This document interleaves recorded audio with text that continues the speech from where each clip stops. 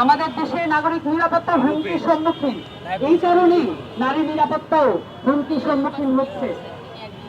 নাগরিক হিসেবে আমাদের দেশের মানুষ যে মর্যাদা পাওয়ার কথা, সেই মর্যাদা 53 বছরের শাসনেই অর্জন করার জন্য কোনো পদক্ষেপ গ্রহণ করা হয় নাই। এবং বাংলাদেশে যেই রাষ্ট্র আধুনিক রাষ্ট্র হিসেবে বারবার পরিচিত করানোর চেষ্টা করা হয়েছে, কিন্তু আধুনিক রাষ্ট্রের যেই গুণাবলী থাকে, যে মর্যাদা থাকে সে দেশের নাগরিকদের, সেই মর্যাদা কখনো আমাদেরকে পাইয়ে দেওয়ার চেষ্টা করা হয় নাই। বরঞ্চ এই মর্যাদাকে কিভাবে হানি করা যায়, সকল প্রতিষ্ঠানের মধ্য দিয়ে, সকল কাঠামোর মধ্য দিয়ে সেই প্রচেষ্টা করা হয়েছে।